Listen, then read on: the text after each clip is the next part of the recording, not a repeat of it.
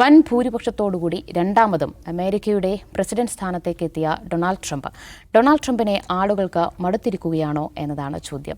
എന്തായാലും ഈ അടുത്തിടെ വന്ന ഒരു സർവേ ഫലത്തിലെ ചില കണക്കുകൾ അങ്ങനെ ആളുകൾക്ക് മടുത്തിരിക്കുന്നു എന്ന് വ്യക്തമാക്കുകയാണ്.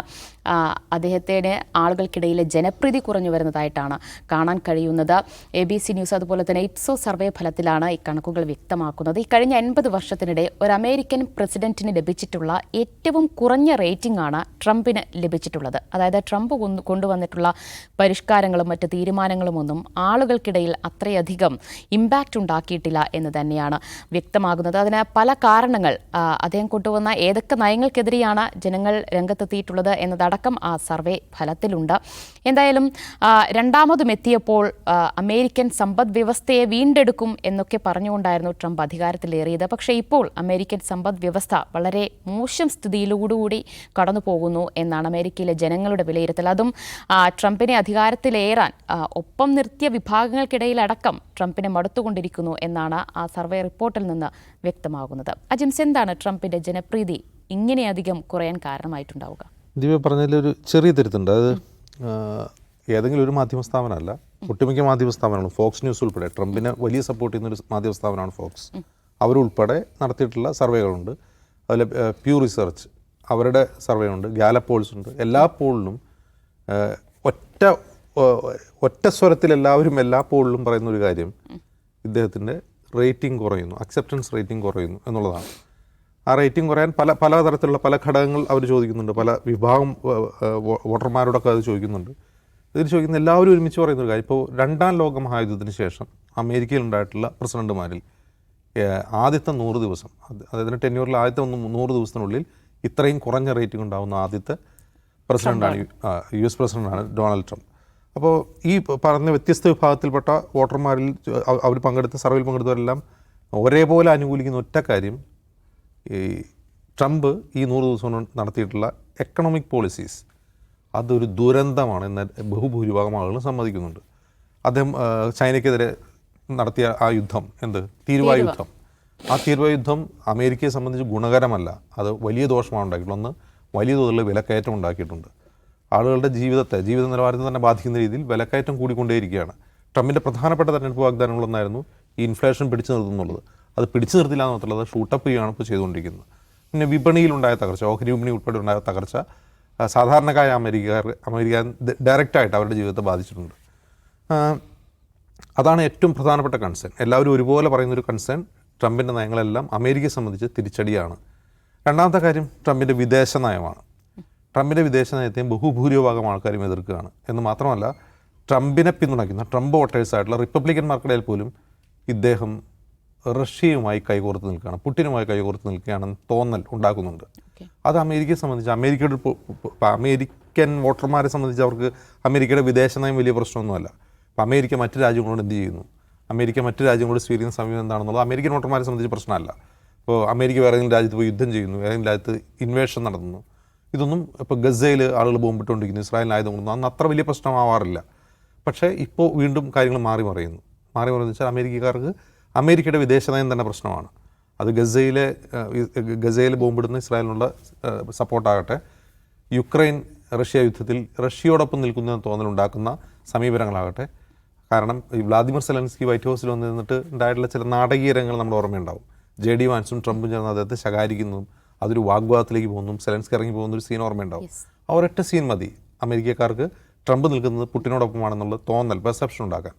അത് വലിയ തോതിലുള്ള അനിഷ്ടം ഈ പറയുന്ന അമേരിക്കക്കാർക്ക് ഉണ്ടാക്കിയിട്ടുണ്ട്. അങ്ങനെ തുടങ്ങി. അതുമാത്രമല്ല, ഇപ്പോൾ ഡോജുമായി ബന്ധപ്പെട്ട സംഭവങ്ങൾ, എലോൺ മസ്കിൻ്റെ നേതൃത്വത്തിൽ നടത്തിയിട്ടുള്ള ഭരണപരിഷ്കാരത്തിനോടുള്ള ജനങ്ങളുടെ വിരോധം, അതും വലിയ തോതിൽ ട്രംപിനോടുള്ള അനിഷ്ടത്തിന് കാരണമായിട്ടുണ്ട്. ഏറ്റവും പ്രധാനമായിട്ട് പറയുന്നത് സാമ്പത്തികമാണെങ്കിൽ തന്നെ വിവിധ ഘടകങ്ങൾ, ട്രംപ് സ്വീകരിച്ച വിവിധ നിലപാടുകളെല്ലാം അമേരിക്കയിൽ അനിഷ്ടം ഉണ്ടാക്കുന്നു എന്നുള്ളതാണ്. അപ്പോൾ ട്രംപിൻ്റെ ഒന്നാമത്തെ ടേം എന്ന് പറയുന്നത് നമുക്ക് ഓർമ്മയുണ്ട്. അതെത്രമാത്രം ബഹളമയമായിരുന്നു. ട്രംപ് ആദ്യം വരുമ്പോൾ തന്നെ ആദ്യം ഒപ്പിട്ട എക്സിക്യൂട്ടീവ് ഓർഡർ എന്തായിരുന്നു? മെക്സിക്കൻ വാൾ, അമേരിക്ക മെക്സിക്കോ അതിർത്തിയിൽ മതിൽ പണിയാനുള്ള എക്സിക്യൂട്ടീവ് ഓർഡർ ആയിരുന്നു. അത് പിന്നീട് എന്തായെന്ന് നമുക്കറിയാം. ഇവിടെ ട്രംപ് ആദ്യം ചെയ്തത് എന്താണ്? ഇമിഗ്രേഷൻ തടയുന്നു, ആളുകളുടെ അനധികൃത കുടിയേറ്റം തടയുന്നു. 10,000 ആളുകളെ തിരിച്ചയക്കുന്നു, വിമാനത്തിൽ ചങ്ങലൊക്കെ കിട്ടി തിരിച്ചയക്കുന്നു. അത് ട്രംപിൻ്റെ വോട്ട് ബാങ്കിൽ ഉണ്ടാക്കിയിട്ടുള്ളൊരു ആഹ്ലാദമുണ്ട്. പക്ഷേ ആ ആഹ്ലാദം പോലും ഇപ്പോൾ അത് വലിയ ഒരു തണുപ്പം പ്രതികരണമാണ് ട്രംപിൻ്റെ ഇമിഗ്രേഷൻ പോളിസിയോട് പോലും ഈ സർവേയിൽ പങ്കെടുത്തവർക്കുള്ളതെന്നാണ് വ്യക്തമാകുന്നത്. അപ്പോൾ എല്ലാ അർത്ഥത്തിലും ഏതെങ്കിലും തരത്തിൽ ട്രംപിൻ്റെ ഏറ്റവും വലിയ സ്ട്രോങ് ഹോൾഡാണ് ഇമിഗ്രേഷൻ പോളിസി എന്ന് പറയുന്നത്. അവിടെ പോലും ഒരു തണുപ്പം പ്രതികരണമാണ് വോട്ടർമാർ നൽകുന്നതെന്ന് പറയുമ്പോൾ ട്രംപിനെ സംബന്ധിച്ച് ഇനിയുള്ള വർഷങ്ങൾ കുറേ കൂടി ബുദ്ധിമുട്ടായിരിക്കും ഭരിക്കാനെന്നാണ് തോന്നുന്നത്. നിഷാദ്, ഇനിയെങ്കിലും ഈ 100 ദിവസം തികയുമ്പോഴാണ് ഇങ്ങനെ റേറ്റിംഗ് കുറഞ്ഞു വന്നിരിക്കുന്നതെന്ന് റിപ്പോർട്ടുകൾ വരുന്നത്. അതുകൊണ്ട് ഇനി ഒരു പുനർവിചിന്തനത്തിന് ട്രംപ് തയ്യാറാകുമോ? വേറെ എന്തെങ്കിലും തട്ടിപ്പ് കാണിക്കുമായിരിക്കും ആൾക്കാരുടെ സ്വീകാര്യത ഉണ്ടാക്കാൻ. സാധാരണ ഈ മെയ്ക്ക് അമേരിക്ക ഗ്രേറ്റ് അഗെയിൻ പോലെയുള്ള നമ്മൾ മഹത്തരമാകണം, നമ്മൾ ലോകത്തെ കീഴ്പ്പെടുത്തണം പോലെയുള്ള മുദ്രാവാക്യങ്ങളിലൂടെ ആളുകളെ പറ്റിക്കുകയും അടിസ്ഥാന ജീവിത പ്രശ്നങ്ങൾ അഡ്രസ്സ് ചെയ്യാതിരിക്കുകയും രാജ്യത്തിൻ്റെ ശരിയായ സാമ്പത്തിക വ്യവസ്ഥ മനസ്സിലാക്കാതിരിക്കുകയൊക്കെ ചെയ്യുന്ന ആൾക്കാരുണ്ടല്ലോ. അവർക്ക് എപ്പോഴും മുദ്രാവാക്യങ്ങൾ ഈ റൈറ്റ് വിങ് എക്സ്ട്രീമിസം, ആളുകളെ ചങ്ങല വെച്ച് പുറത്താക്കുന്നു, അമേരിക്ക പകരം വീട്ടിയിരിക്കുന്നു, അതിലൊക്കെ ആൾക്കാരെ കുടുക്കിടാൻ. വേറെ ഉദാഹരണം അവിടെ ഇവിടെയൊക്കെ നമുക്ക് കാണാൻ പറ്റും. ആൾക്കാരെ ഈ വൈകാരികതയിൽ കൊടുക്കുക, മറ്റേ പണിയെടുക്കാൻ പറ്റാതെ വരിക. മറ്റേ പണിയെടുക്കാൻ എന്ത് വേണം? സാമ്പത്തികമായ അമേരിക്കയുടെ സ്ഥിതി എന്താണ്, അമേരിക്ക അതുകൊണ്ട് എവിടെയൊക്കെ എങ്ങനെ ഇടപെടണം എന്ന് മനസ്സിലാക്കണമെങ്കിൽ അതിനെക്കുറിച്ചുള്ള ഒരു കാഴ്ചപ്പാട് വേണമല്ലോ. ആ കാഴ്ചപ്പാടില്ലാതിരിക്കുമ്പോഴാണ് ഇന്ത്യക്കാരെ കയ്യാമം വെച്ച് തിരിച്ചയക്കുക എന്ന് പറഞ്ഞാൽ ചൈനയെപ്പോലൊരു വലിയ വ്യാപാര രാജ്യത്തോട് തീരുവകൊണ്ട് അവിടെ 100 കൂട്ടി ഇവിടെ 120 ലേലം വിളിക്കുന്നവർ കൂട്ടിയാൽ വിജയിക്കാൻ പറ്റും. ഇതൊക്കെ എന്ത് കാഴ്ചപ്പാടിൻ്റെ പ്രശ്നമാണ്?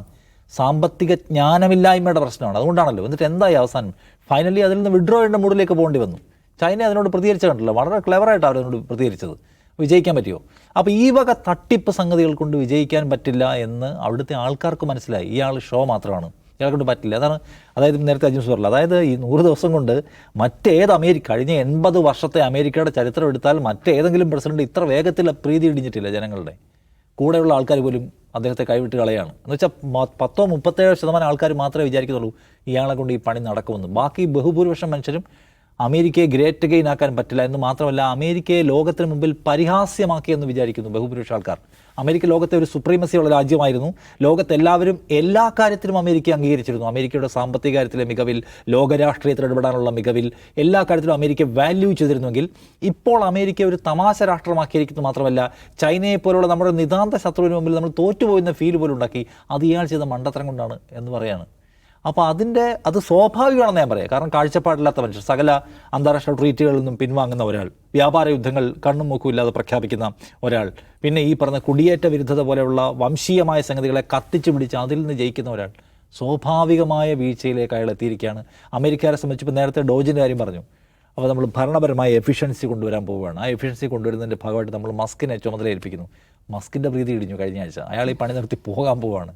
കാരണം എന്താണ്? അമേരിക്കക്കാരായിട്ടുള്ള ആളുകൾ ജോലി ചെയ്യുന്ന സ്ഥാപനങ്ങളിൽ നിന്ന് അവരെ കൂട്ടത്തോടെ പിരിച്ചുവിട്ട് ശമ്പളം കൊടുക്കുന്നത് ഇല്ലാതാക്കി ചിലവ് കുറച്ചിരിക്കുന്നത്. അത് ആർക്കാണ് ഇഷ്ടപ്പെടുക? അവിടെയുള്ള മനുഷ്യൻ്റെ അടിസ്ഥാന തൊഴിലിനെ ബാധിക്കുന്ന കാര്യമാണല്ലോ.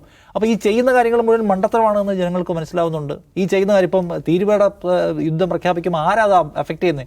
വിലക്കയറ്റം അനുഭവിക്കുന്ന ആരാണ്? അവിടുത്തെ ലോക്കൽ മനുഷ്യർ അനുഭവിക്കുന്ന പ്രയാസങ്ങളാണ്. അപ്പോൾ ഇയാൾക്ക് ഈ പ്രശ്നം പരിഹരിക്കാൻ കഴിയില്ല എന്ന കാര്യം മനുഷ്യർക്ക് മനസ്സിലായി തുടങ്ങിയിരിക്കുന്ന സൂചനയാണ് അതിവേഗത്തിൽ ഇദ്ദേഹത്തിൻ്റെ പ്രീതി ഇടിയുന്നത്. ഇനി പരിഹരിക്കാൻ അദ്ദേഹത്തിന് കഴിയുമോ, അദ്ദേഹത്തിന് കുറച്ചുകൂടെ ഭാവനാശേഷിയും കാഴ്ചപ്പാടും ബുദ്ധിയുമുള്ള ആൾക്കാർ ഉപദേശിക്കുമോ എന്നാണ് ഉറ്റുനോക്കേണ്ടത്. ട്രംപിനെ നമുക്ക് നേരത്തെ മുതൽ അറിയാം, ഏറ്റവും അൺഎക്സ്പെക്റ്റഡ് ആളാണ്. എന്ത് പ്രഖ്യാപിക്കും, എന്ത് ചെയ്യുമെന്ന് അറിയില്ല. പക്ഷേ ആളുകൾക്ക് മനസ്സിലായി തുടങ്ങിയിരുന്നു നമ്മുടെ രാജ്യത്തെ ശരിയായ വഴിയിലേക്ക് അദ്ദേഹം കൊണ്ടുവന്നത്. അവിടെ പിന്നെ എന്തെങ്കിലും തരത്തിലുള്ള ഈ മസ്ജിദ് അമ്പലം തർക്കത്തിലൊക്കെ പിടിച്ച ആൾക്കാരെ കുരുക്കിടാൻ നോക്കി അതും പറ്റില്ല. അവിടുത്തെ ആൾക്കാർക്ക് പെട്ടെന്ന് സംഗതികൾ മനസ്സിലാവുകയും ജഡ്ജ് ചെയ്യുകയും ചെയ്യും അവർ. അതുകൊണ്ട് അത്ര ഓപ്ഷൻസ് അവിടെ ഇല്ലെന്ന് തോന്നുന്നു. അതുകൊണ്ടാണ് ആൾക്കാർ പെട്ടെന്ന് അദ്ദേഹത്തിന് എതിരായി വോട്ട് ചെയ്യുന്നത്. ഇവിടെയാണെങ്കിൽ വേറെ എന്തെങ്കിലുമൊക്കെ നമ്പർ കാണിക്കാറില്ല, പൗരത്വ നിയമം കൊണ്ടുവരികയോ അങ്ങനെ എന്തെങ്കിലുമൊക്കെ സംഗതികൾ കൊണ്ടുവന്ന് പെട്ടെന്ന് ആൾക്കാരുടെ ശ്രദ്ധ തിരിക്കായിരുന്നു. ഇനി അതിനുള്ള ഓപ്ഷൻ ഇല്ല. അത്തരം ഓപ്ഷൻസ് ചിലപ്പോൾ ട്രംപ് മാറ്റുമായിരിക്കും, നോക്കാം. യെസ്, എന്തായാലും ട്രംപിൻ്റെ നയങ്ങളും പരിഷ്കാരങ്ങളും ഒന്നും അമേരിക്കയ്ക്ക് ഗുണം ചെയ്തിട്ടില്ല എന്ന് മാത്രമല്ല, സമ്പദ് വ്യവസ്ഥയ്ക്ക് തിരിച്ചടി ഉണ്ടാക്കുകയാണ് ചെയ്തിട്ടുള്ളത് എന്ന് ജനങ്ങൾ തിരിച്ചറിഞ്ഞിരിക്കുന്നു. അതിൻ്റെ ഫലം തന്നെയാണ് ഈ സർവേ ഫലങ്ങൾ. ഇനി എന്തായാലും റേറ്റിംഗ് കൂട്ടാൻ ട്രംപിൻ്റെ പൊടിക്കൈകൾ എന്തൊക്കെയാകുമെന്ന് കണ്ടറിയാം.